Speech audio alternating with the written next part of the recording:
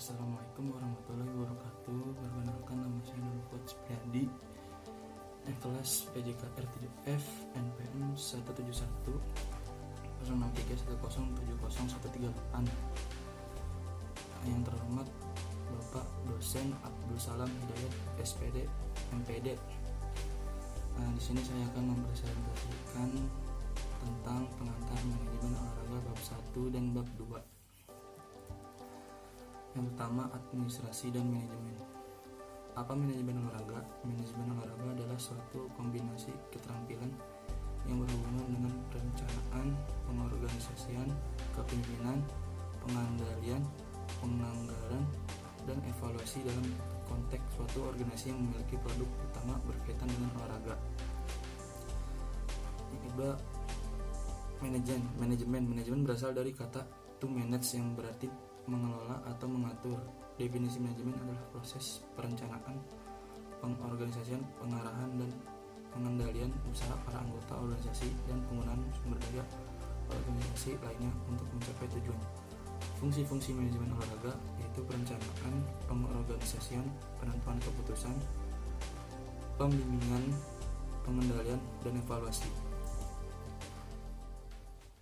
B. Sejarah manajemen olahraga. Sejarah perkembangan manajemen olahraga pada umumnya memang tidak jauh berbeda dengan perkembangan manusia. Seiring perkembangan ilmu dan teknologi, maka keterampilan manajemen juga mengalami perkembangan sesuai dengan tingkat pengetahuan serta keterampilan manusia. Sejarah manajemen di bidang olahraga salah satu contohnya familiar yaitu Olimpiade kuno yang dicatatkan sebagai diadakan sekitar abad ke-13 sebelum Masehi di Yunani. C. Manajemen sebagai ilmu pengetahuan. Manajemen dianggap sebagai suatu ilmu pengetahuan karena telah dipelajari sejak lama, telah diorganisasikan menjadi suatu teori. Hal ini dikarenakan di dalam menjelaskan tentang gejala-gejala manajemen.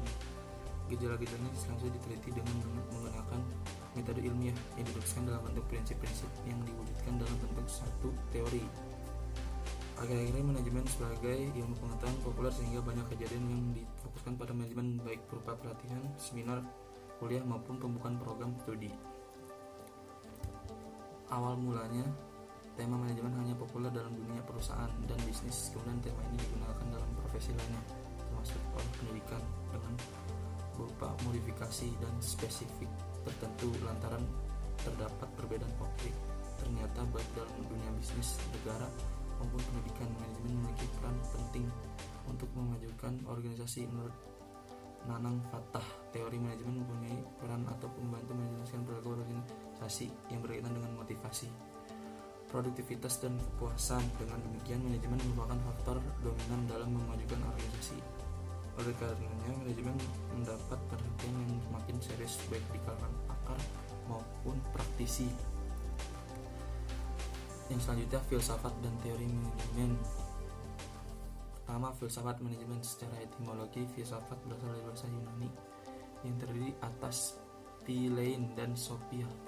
Philein artinya cinta dan sophia berarti kebijakan. Filsafat berarti cinta kebijakan. Filsafat juga berarti hasrat, kemauan, atau keinginan yang sungguh-sungguh dan kebenaran sejati. Filsafat manajemen adalah bagian terpenting dari pengetahuan dan kepercayaan yang memberikan dasar yang luas untuk menetapkan pemecahan masalah manajerial.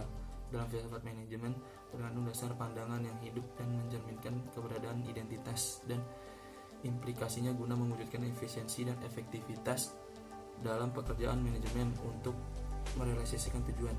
Filsafat manajemen dibagi dalam dua bagian, yaitu pandangan filsafat makro dan pandangan filsafat mikro. Pandangan filsafat makro mempunyai relevansi langsung pada studi dan proses administrasi. Jika kita menelaah proses administrasi tidak-tidaknya untuk waktu sekarang seperti penentuan tujuan, alokasi sumber-sumber daya, dan pengordinasian usaha manusia guna mencapai tujuan. Pandangan filsafat mikro.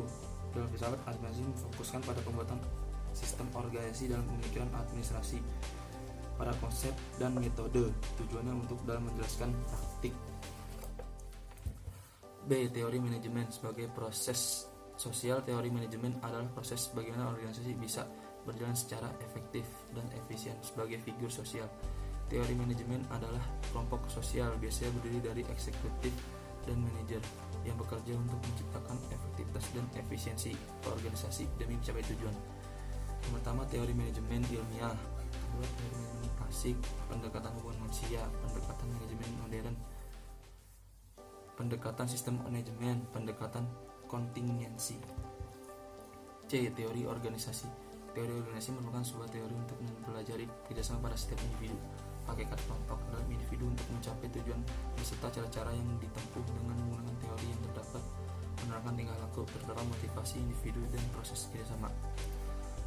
Dari pengertian teori dan organisasi maka dapat dipahami bahwa definisi teori organisasi berfungsi menjelaskan kegiatan dan dinamika kerjasama organisasi dan memberikan tujuan dalam mengambil keputusan berdasarkan prediksi akibat pengambilan keputusan tersebut. Kesimpulannya, administrasi lebih luas daripada manajemen, karena manajemen sebagai satu unsur dan merupakan inti dari administrasi sebagai pelaksana yang bersifat operasional, melainkan mengatur tindakan-tindakan pelaksanaan oleh kelompok orang yang disebut bawahan. Jadi, dengan manajemen administrasi akan mencapai tujuan. Pertanyaan dari teori manajemen, apakah teori manajemen dapat mempengaruhi pendekatan hubungan sosial? Sekian dan terima kasih.